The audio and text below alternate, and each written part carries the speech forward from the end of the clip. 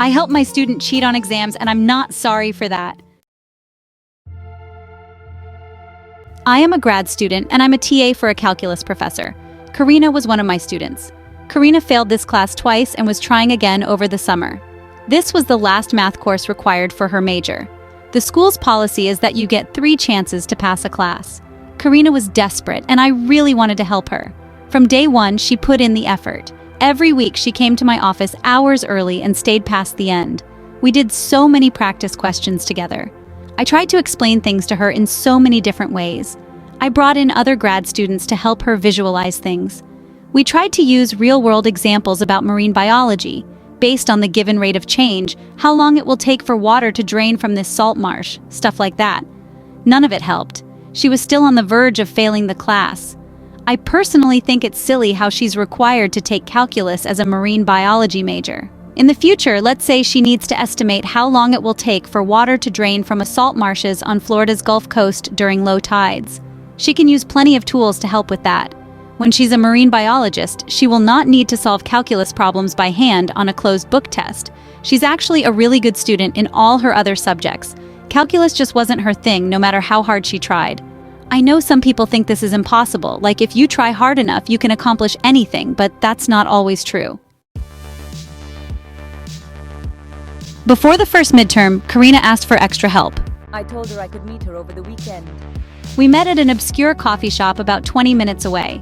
The TAs and the professor wrote the exams together, so I had them with me. I helped Karina practice the exact questions that would be on the test. I gave her the questions one by one and made her repeat them. I think she caught on to what I was doing. We went over each question so many times that she had them memorized like a poem. For the final, I helped her study the exact same way. Our exams had bonus questions that she didn't do, so she didn't set the curve, but she got one of the highest grades. She passed the class. She can continue now as a marine biologist, and she never has to take calculus again. I know this was unfair to the other students, but I'm not sorry for doing it. I gave Karina a fighting chance. I want to help my students succeed, even if it means playing the game a little differently. I still see Karina around. She says she will be forever grateful for my help. She says if it hadn't been for me, she might have abandoned her dreams of being a marine biologist. My husband and I, both 26, moved states away for his work last year. It was fine at first because I wanted to support him, but immediately the thought grew inside of me that I had no one there except for him. His baby mama, 38, and his kid, let's call her E, moved along with us. For context, he was 17 when E was born, and baby mama was his teacher. I knew him in high school and helped him with E when he had to take care of her on his own. That's what made us fall in love, and eventually, we got married. Up until 4 months ago, our relationship was perfect. We were 8 months pregnant with our baby boy, and we were beyond happy. Then one night, we were chilling on the couch when he got a phone call from his baby mama. She was shouting into the phone, so he stepped into a different room as to not disturb me. When he ended the call, I was met with a completely different side of him. You see, sometimes when my husband has to work and it's his turn to look after E, he leaves her with me. E and I bake together, do homework, watch movies, and have conversations about school. It never went beyond that, but somehow E told him that I'd been hitting her when he wasn't here, and he believed her. I understand why he instantly took her side because she's his baby, and honestly, I would too. But I kept telling him that I never laid a hand on E for the life of me, but he wasn't believing me. Instead, he grabbed his car keys and vanished out of the door right after telling me that he wanted nothing to do with me or my baby. I was devastated. I called him countless times and I didn't stop until he blocked me. I was left alone in a house in a state that I had no business being a part of, and I was so scared. Now I move back home and I serve my husband with divorce papers, though he never signed them. He desperately wants me to take him back, but I don't know if I want to.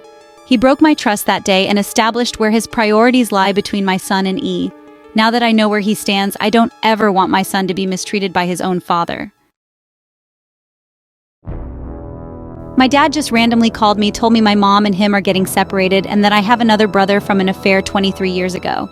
Your mum and I have been together for what would have been 30 years this December. I just turned 23 last week. I live with the both of them. My dad is a truck driver, so he's not home some days, and he called me today and told me he had something serious to tell me. I immediately thought my granny died.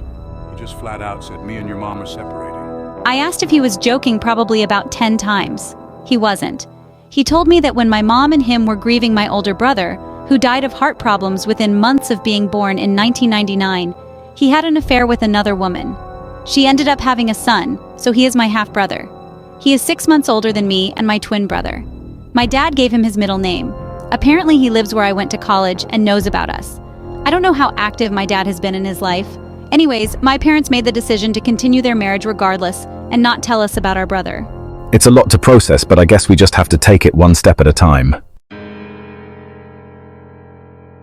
I asked my dad when they decided they were separated. Apparently your mum has been avoiding the subject and has some deep-rooted trust issues. He decided it was the end, and when my mom said she wouldn't tell us, he decided to do it like this. He always gets very stoic and professional when serious stuff happens. He kept saying there is no other man or woman and... It's just between the two of us and therapy wouldn't fix it. I can't see it ever working out again. I kept asking him why, how did it get to this point, and he got mad at me and told me to stop asking questions. I don't want you to have to choose sides, so I'd rather you see me as the villain than your mom. Well, I fucking do. I asked him if he'd ever tell me and he said no. First of all, why are you telling me like this? He had more fucking tact telling me we were moving states when I was like 12, even though he knew I'd be heartbroken. Instead of sitting me down and telling me like a fucking adult, he calls me and abruptly drops this shit on me. I don't understand how you could think this is the way to do it. It was a 20-minute call. Before he hung up, he kept making me promise I'd be okay, and I'd talk to him if I was frustrated because of my depression and past suicide attempts. I told him I thought he was taking the cheap and easy way out by not telling me anything. He just said maybe I am. Apparently he's moving out in the next couple weeks. We literally just went out to the movies and to eat together multiple times, and we were all joking and laughing about their first dates and whatnot. There was one awkward moment when I asked how long they had been married again, and my mom quietly said almost 30 years. I feel so fucking bad for her. I'm more hurt by them pretending everything was happy-go-lucky than actually separating. I was just telling my boyfriend how much I'm excited for him to see my parents' funny, sweet dynamic at Thanksgiving. Now we're probably not even doing anything for Thanksgiving. I have always seen their relationship as my goal for love. And I have that with my boyfriend of 5 years. But now I just feel kinda lost. I love them both terribly, but I feel like everything's been shattered. My dad is a liar and a cheat, and my mom is a victim. And I never knew. My poor mum was sobbing to me earlier today about other family stressors, and now I realize it was probably mainly about this. I can't imagine what she's feeling. She's texting me normally and probably doesn't know I know yet. I decided to tell my twin brother before my dad told him, because he can be quick to anger. I explained them separating and was telling him we had another half-brother. We have 2 half-brothers and a half-sister from my dad's relationship before my mum. And before I could say his name out loud, he said it. Apparently my shitty half-sister told him years ago, and he wasn't sure if it was true. He got pissed thinking about the affair, so I dropped it and asked him how he felt. He broke down crying, saying our dad was his superhero, honestly mine too, and that everything he does is to make him proud, even what he's majoring in right now. Then he said he's going to move back home to try to fix things. I told him that wasn't likely, but he said he'll move back anyways to take care of our mom. I think I'm in shock.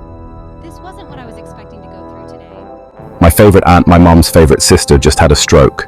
My Nana is blind, but is claiming she sees people in her house, and she might be moving in with us. My elderly dog is currently not eating. And I'm on my fucking period.